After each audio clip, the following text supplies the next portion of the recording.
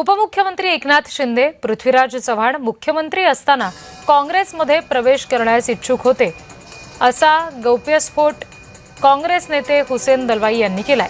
एकनाथ शिंदे यांनी त्यावेळी काँग्रेसच्या काही नेत्यांच्या गाठीभेटी घेतल्या होत्या असा दावा सुद्धा दलवाईंकडून करण्यात आलाय। एवढंच नाही तर काँग्रेसमध्ये आल्यास ठाणे आणि पालघरमधील महापालिका काँग्रेसमय करीन असा विश्वासही त्यांनी बोलून दाखवल्याचं दलवाईंनी सांगितलंय। हुसेन दलवाई यांनी केलेल्या वक्तव्याला पृथ्वीराज चव्हाण यांनी सुद्धा दुजोरा दिलाय। एकनाथ शिंदेंनी भेट घेतलेली होती पण त्याचा तपशील आपण सांगणार नाही असंही पृथ्वीराज चव्हाण म्हणाले।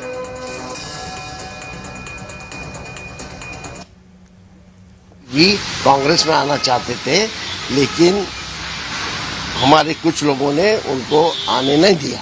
एकनाथ शिंदे जी भी कांग्रेस में आना चाहते थे लेकिन हमारे कुछ लोगों ने उनको आने नहीं दिया।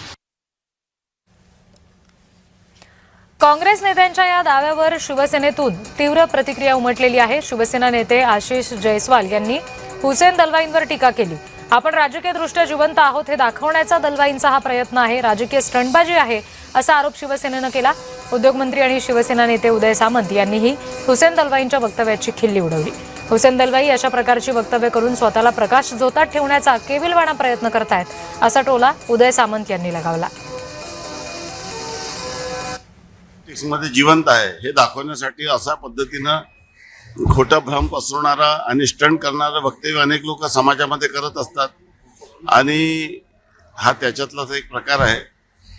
विनाकारण कोणत्याही माणसाची बदनामी करून स्वतःला लाईमलाईटमध्ये आणण्याचा हा प्रकार आहे आणि मला असं वाटतं की एका रिस्पॉन्सिबल राजकारण्यांनी अशा पद्धतीचं वक्तव्य करू नये। अशा माणसाचा हासा करायला पाहिजे की इतके दिवस तुम्ही गुपचाप का बसले होता आणि अशा पद्धतीने